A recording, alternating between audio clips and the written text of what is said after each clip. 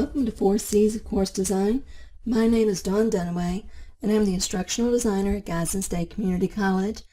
And today I'm going to share with you the 4 C's of Course Design, which is a strategy to ensure that you're delivering high-quality course design in your online learning. So the 4 C's are course mapping, consistency, community, and critical thinking. But first, who cares about quality? Well, basically everyone. Accreditors, administrators, faculty, staff, learners, parents, legislators, taxpayers, employers, basically everybody on the planet. So what do we do about that? Well, when I think about quality, I lean on the Quality Matters rubric for making sure that I'm delivering and creating high-quality learning experiences for our students through their rubric. The rubric has 5 general standards which cover course overview and introduction, the learning objectives, assessment and measurement, instructional materials, learning activities and learner interaction, course technology, and learner support and accessibility and usability. These 8 standards combined to make sure that you're delivering high-quality course design. And this presentation is based on implementing the Quality Matters rubric standards as part of your course design setup. And one of the things I really like about Quality Matters is its concept of alignment. And this means that the critical course components work together to ensure students achieve the desired learning outcomes. And in this concept, it combines the learning objectives, the instructional materials, the learning activities, the course tools, and assessment. You can see by looking at the little structure on the right there, that little coliseum is built with a strong foundation of learning objectives and is held together at the top by assessment. And that is kind of how a high-quality course should function. And in between, you have great instructional materials, engaging learning activities, and course tools that functionally deliver everything that you need inside the course. And the question is, how do we make sure that this happens as part of course design? Well, the black column in the middle talks about a course map. And a course map helps you to keep all of these elements in alignment. And that's the first C, course mapping. A course map, some of you may not know what that is. It is a table or diagram that is used to organize the course and module level objectives so they correspond with the assessments, activities, materials, and technologies used in the course. So this is a document that keeps you organized throughout the design process. And there's a template that I've designed that I share with my faculty at Gadsden State that helps our faculty stay in alignment with the Quality Matters requirements while they're designing their course to make sure that each element of the alignment of the Quality Matter rubric is in place in their course. And this template is designed to save our faculty time, because that's our most precious qualities that we have is time.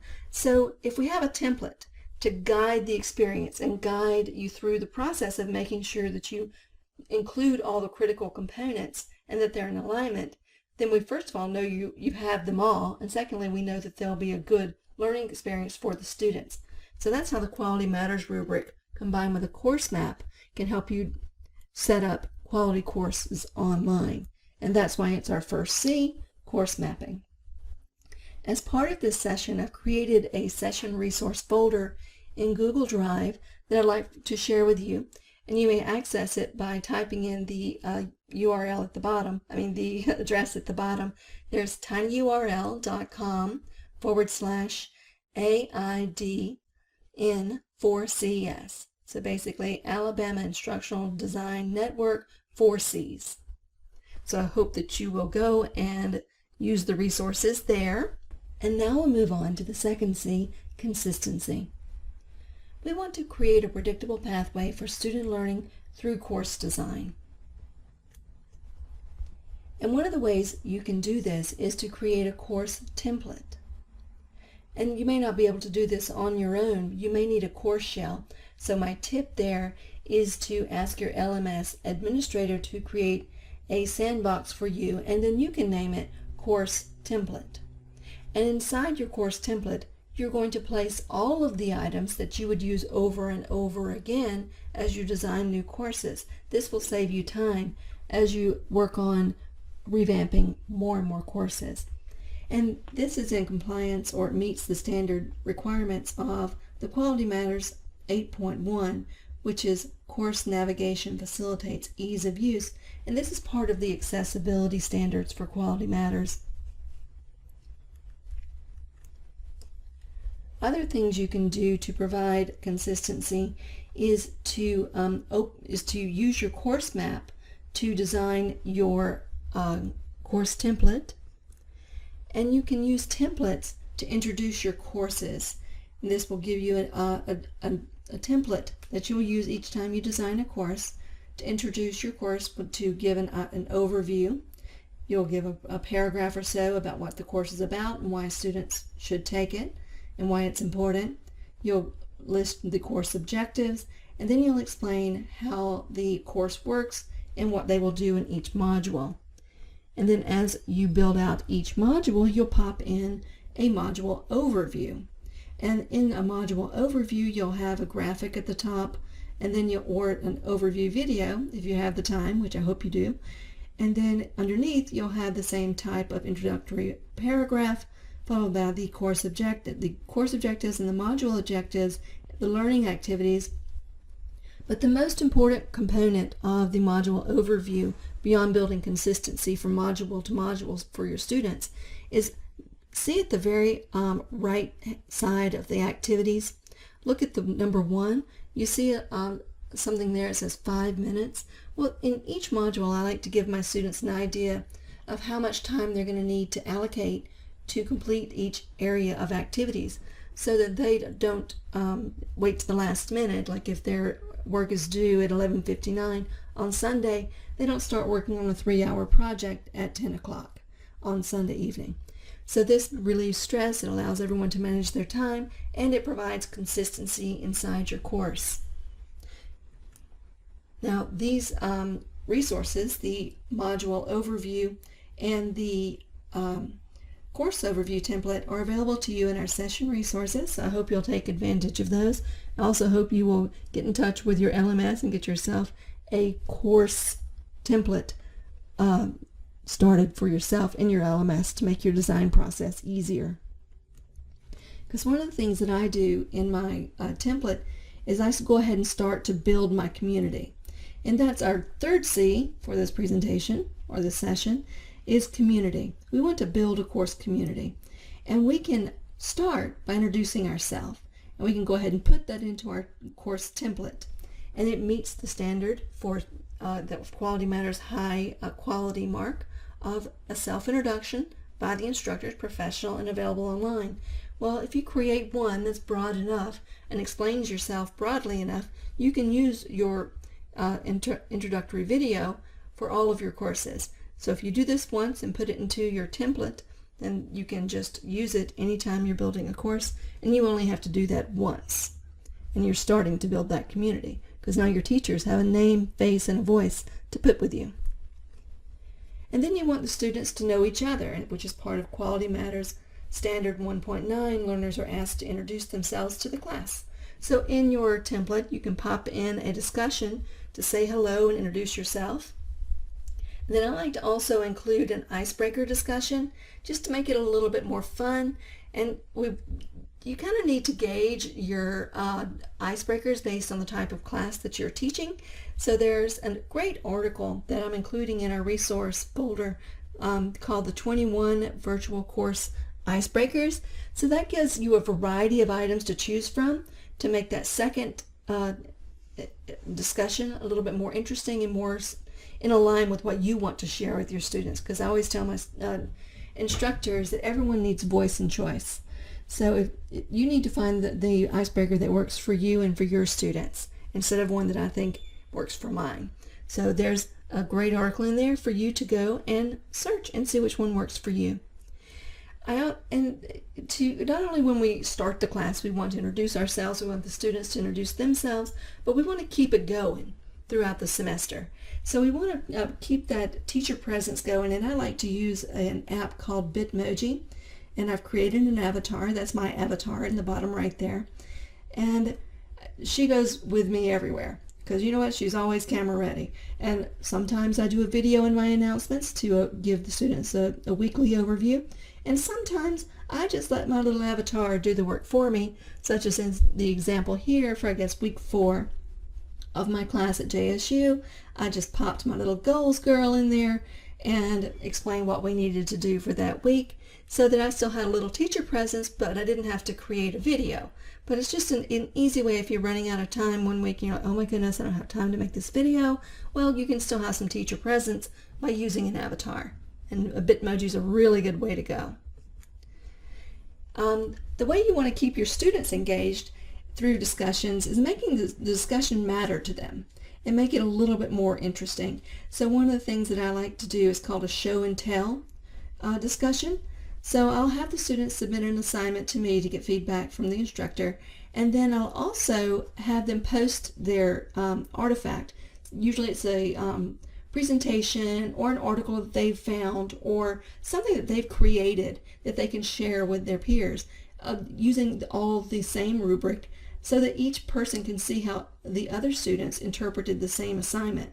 And it makes the discussions more robust because the students have a vested interest in participating because they've actually been through the same process to create what they're showing in the discussion. So a show and tell discussion gives that learner to content experience that Quality Matters is asking for, along with the learner to learner.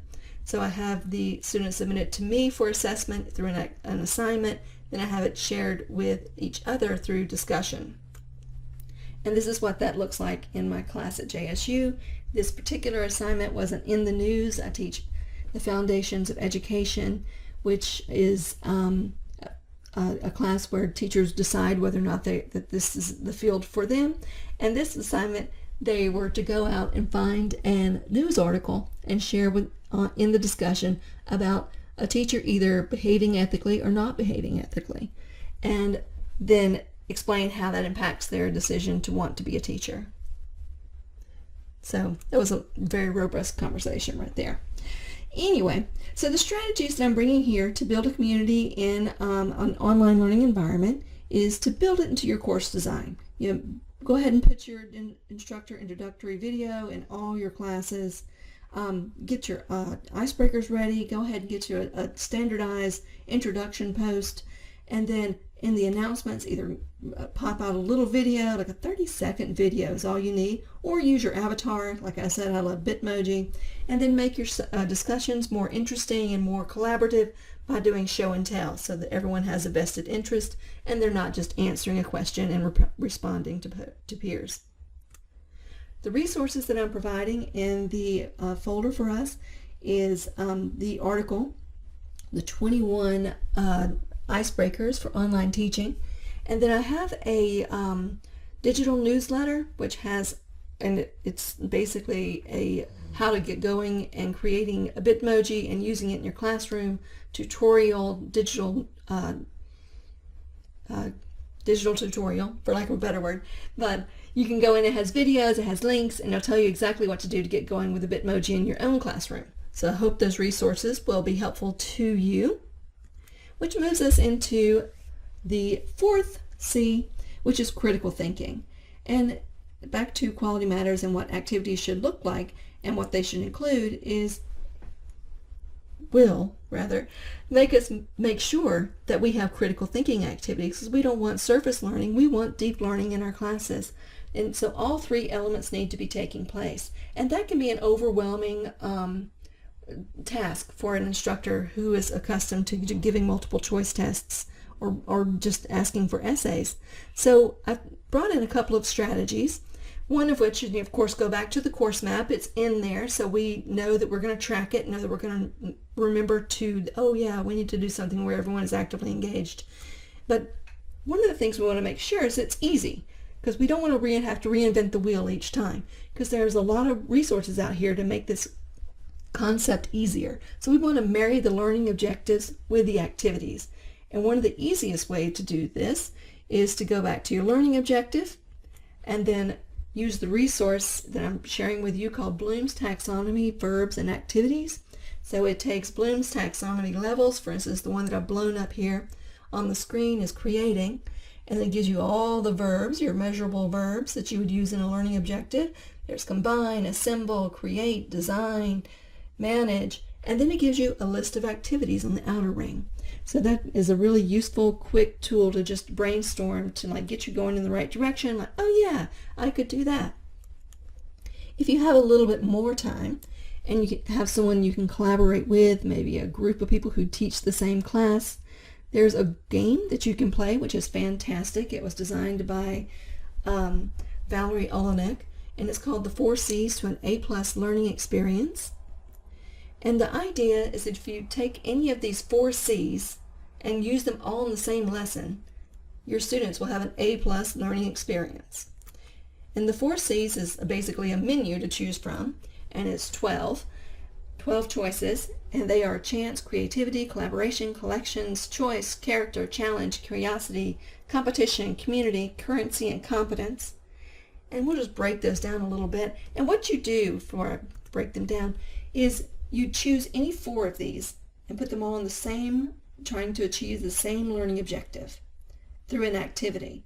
And if you use at least 4 of these, then your students will be actively engaged. There's no way they won't be.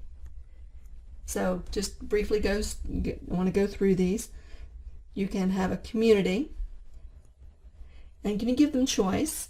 Can you find a way for them to be creative? Is there a way for them to compete? Can they take on a role of a character? Can they collaborate? Can they do group work?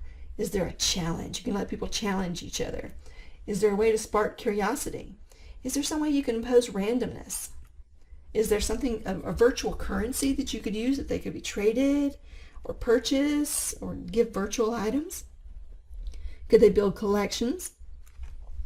And when I play this game with my faculty, when we are in different group workshops, I always insist that we have 3 choices and we must go back to competency. And the competency is the learning objective. So when we pull all these together, they almost work with the competency to make sure that learning achieves the learning objectives. So that's a fun little game to play, and these cards are available for you in the resource folder. And that brings us to the end of our session. So we've gone through all 4 C's of course design for designing high quality courses based on the Quality Matters rubric, and that is course mapping, consistency, community, and critical thinking. There are resources for all of these in the folder that I shared, the folder that I created for you, and I hope that you will go visit it, and I hope you find it useful. I will be in the chat to answer questions, so thank you for coming, and goodbye.